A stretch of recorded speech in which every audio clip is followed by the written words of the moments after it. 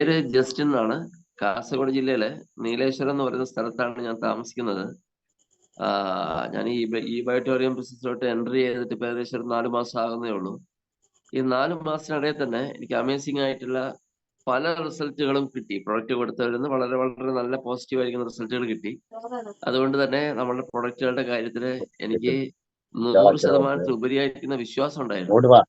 അപ്പോ എനിക്ക് ഇപ്പൊ പറയാനുള്ളത്, കഴിഞ്ഞ ഞായറാഴ്ച എന്റെ ഫാദർ ബാത്റൂമിലൊന്ന് തെന്നി വീണു.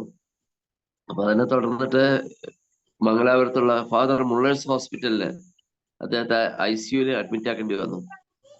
ഏകദേശം രാത്രി 1:30-2 മണിയാകുമ്പം ഹോസ്പിറ്റലുകളുടെ ICU ചാർജുള്ള ഡോക്ടർ എന്നെ വിളിച്ചിട്ട് പറഞ്ഞു, കുറച്ച് ക്രിട്ടിക്കലാണ് കണ്ടീഷൻ, ഓക്സിജൻ ലെവല് 65 ആ ലെവലിലാണ് ഉള്ളതെന്ന് പറഞ്ഞു. അപ്പൊ ആദ്യം ഞാനൊന്ന് പരിഭ്രമിച്ചു. അതിനുശേഷം ഞാൻ ഡോക്ടറോട് പറഞ്ഞു, സാറേ എന്റെ കയ്യിൽ കിടക്കുന്ന ഈ സാധനം പ്രൊഡക്റ്റ് കാണിച്ചുകൊണ്ടാ പറയുന്നത്, ഇതൊന്ന് എന്റെ അപ്പച്ചന്റെ കയ്യിൽ ഒന്ന് കെട്ടിക്കൊടുക്കാൻ വേണ്ടി പറ്റുമോ എന്ന് ചോദിച്ചു. അപ്പൊ അദ്ദേഹം ചോദിച്ചു, ഇതെന്താ സാധനം? അപ്പൊ ഞാൻ ഒന്ന് ബ്രീഫായിട്ട് അതിനെ കുറിച്ചുള്ള കാര്യങ്ങളൊക്കെ ഒന്ന് ഡോക്ടർക്ക് എക്സ്പ്ലെയിൻ ചെയ്ത് കൊടുത്തു. അപ്പൊ അദ്ദേഹം പറഞ്ഞു, ഞങ്ങളുടെ മെഡിക്കൽ സയൻസ് ഇത് അംഗീകരിക്കുന്നില്ല, എന്നാലും നിങ്ങളുടെ അച്ഛനാണ്, നിങ്ങൾക്ക് വേണമെങ്കിൽ ഒന്ന് പരീക്ഷിച്ചോളൂ എന്ന് പറഞ്ഞു. അങ്ങനെ ഞാൻ രാത്രി ICUവിൽ കയറി.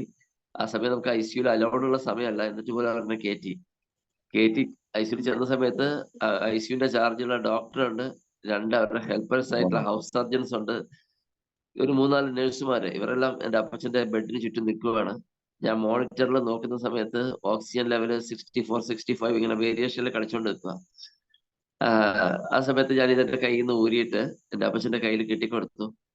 ഞങ്ങൾ നോക്കിക്കൊണ്ട് നിൽക്കുമ്പം ഇത് 64, 65, 70, 75 ഇങ്ങനെ ഓരോരോ സ്റ്റേജുകളിലേക്ക് കയറി ഏകദേശം ഒരു 3 മിനിറ്റ് കൊണ്ട് 93 വന്നു നിന്നു.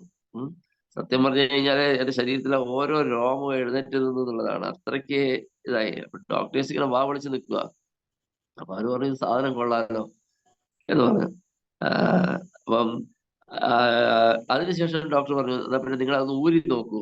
അപ്പൊ ഡോക്ടേഴ്സിന്റെ ധാരണ അവരുടെ മെഡിസിനിൽ സംഭവിക്കുന്നതെന്ന് വിചാരിച്ച് ഊരി കൊടുക്കാൻ വേണ്ടി പറഞ്ഞു. ഊരി കൊടുക്കുമ്പോഴും അതേപോലെ എങ്ങനെ കയറിപ്പോയോ അതേപോലെ തന്നെ സ്റ്റെപ്പ് ബൈ സ്റ്റെപ്പായിട്ട് താഴോട്ട് വരുന്നത് കാണാമായിരുന്നു.